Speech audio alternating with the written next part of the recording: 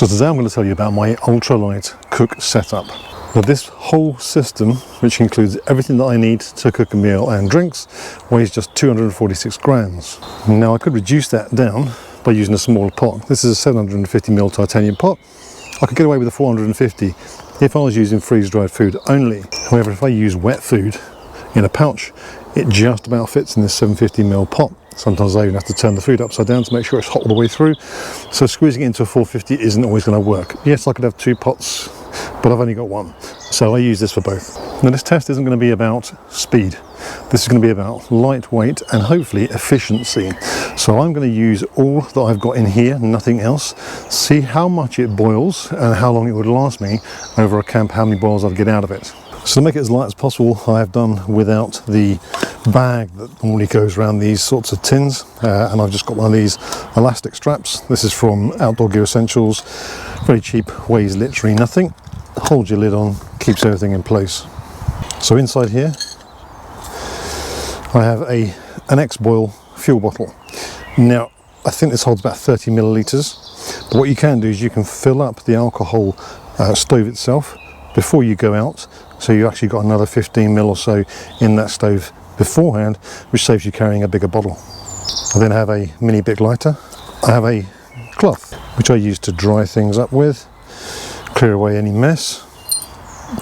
And inside here is my Des Catties stove, and I'm using the X-Boil windshield and pot holder, which I put these clips inside that little rag as well, and then inside the pot itself is the windshield and stand. So as I said before, you can fill this up before you come out. I haven't done that, but this will seal and you won't spill any fluid at all. So any of your alcohol, meths, whatever you put in, and I use meths with a 10-15% dilute water, which helps to stop sooting up. Okay, so I've put nearly the whole lot in there. So that's just under 30 ml, but that is a completely empty container. So you could put 30 ml in here before you go out.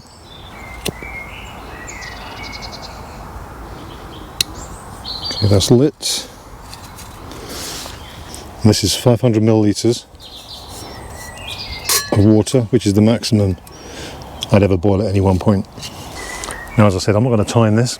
I'm just going to let it boil and then see how much fuel is left to try another boil.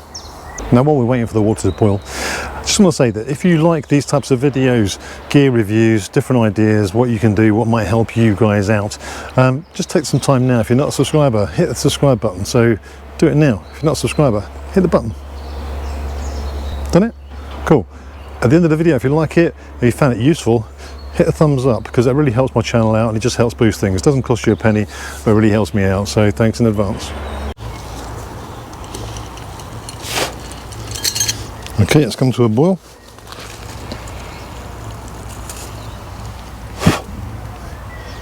Okay, so that has boiled so far half a litre of water using 30 millilitres of fuel that went into the stove itself.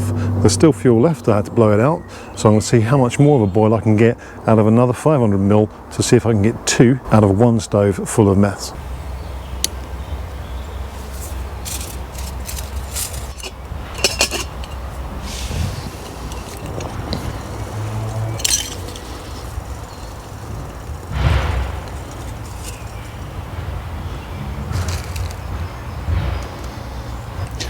So that's one whole litre of water out of just one full stove of methylated spirits.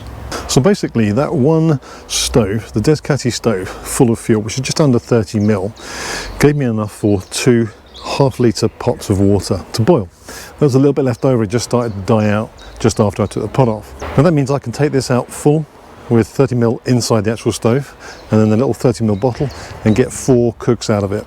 So if I'm using a wet pouch food, then I can use the water to heat the food up, and then the same water to make a coffee afterwards if I want to, or keep it in there and reuse it for another meal later on.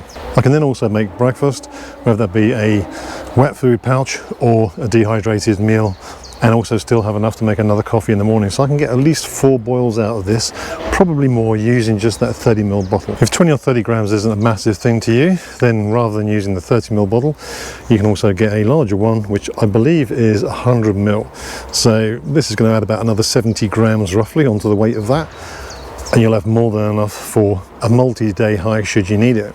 So 246 grams for a full cook set that will last you a 1-night trip, or maybe another 50-60 grams for a multi-day hike. That is the lightest I think that I'm ever going to get a cook set down to, and I think that's going to be the lightest that you can possibly get. Prove me wrong. If your cook set is lighter, you've got a lighter setup, then stick it in the comments section below. Let me know what you've got, because I'll be really interested to hear. So I hope you found this video useful and helpful, maybe give you a different idea for an ultralight cook set. I'm going to be doing a ultralight camp in the summer, so I'm going to be trying to get my kit down to as low as possible. It's very rare I get sub 10 kilos, so if you're not a subscriber, as I said before, hit the subscribe button and stay tuned and keep an eye out for that video. Anyway, I hope you enjoyed it. Thanks a lot for watching, and I'll see you on the next one.